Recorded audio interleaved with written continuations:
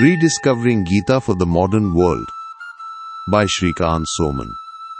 Based on essays on Gita by Sri Aurobindo. Start of a new chapter 7. The Creed of the Aryan Fighter. Continued from the previous episode 57. Inner Detachment as compared with Outer Renunciation. Current episode 58. Divine Pity or Heroic Struggle. The Paradox of Krishna's Counsel. Arjuna's Anguish, Krishna's Rebuke, Unpacking the Gita's Opening. The Unmanliness of Pity, Reinterpreting Krishna's harsh rebuke. Key takeaways. Arjuna's Crisis of Compassion. Arjuna's emotional breakdown is driven by a deep sense of sorrow and pity for his family, and a fear of the evil consequences of war. Krishna's harsh response. Instead of offering gentle comfort, Krishna harshly rebukes Arjuna, calling his state a form of unmanliness and delusion. The conflict between emotion and duty. The passage highlights a central tension between Arjuna's emotional recoil from violence and his divinely ordained duty as a warrior. Two opposing interpretations.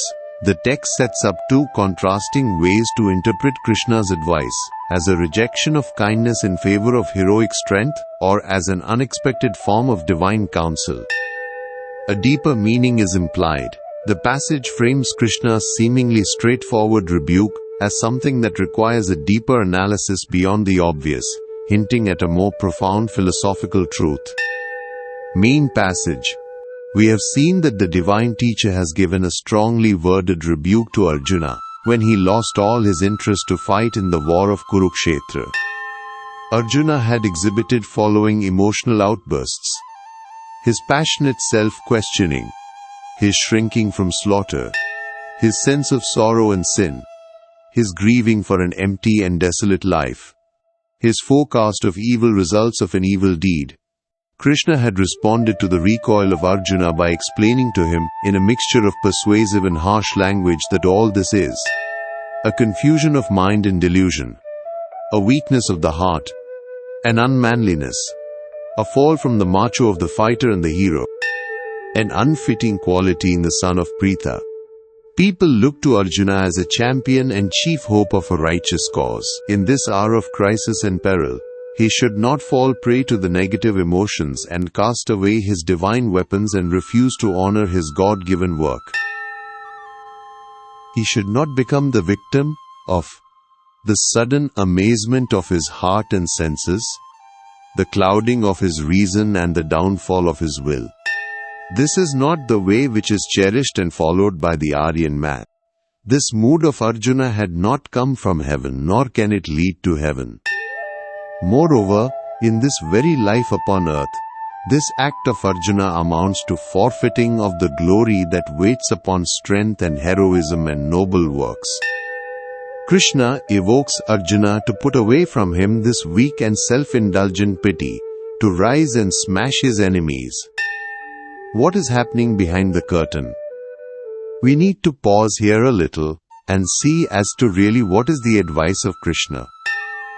We can classify it into three categories: divine pity, heroic struggle, Indian concept of God-man. We will analyze them one by one. Divine pity. We look upon Krishna as a divine teacher, an avatar, an incarnation of God. It is normally expected from a God-man to encourage gentleness and saintliness, self-abnegation, the recoil from worldly aims, cessation from the ways of the world. Gita expressly says that Arjuna has thus lapsed into unheroic weakness. His eyes full and distressed with tears, his heart overcome by depression and discouragement. This state of Arjuna is caused because he is invaded by pity, kripavishtam. We may be tempted to conclude that this is a divine weakness and not a human cowardness. The pity felt by Arjuna is a divine emotion. It should not have been discouraged by Krishna with a harsh rebuke. Heroic struggle, or In a swing of the thinking pendulum of the mind to the opposite direction, we may be tempted to support Krishna by interpreting his actions as a gospel of war and heroic action, a Nietzschean creed of power, high-browed strength of Hebrew people. We may take it as an old Teutonic hardness, which holds pity to be a weakness, and thinks like the Norwegian hero who thanked God because he had given him a hard heart.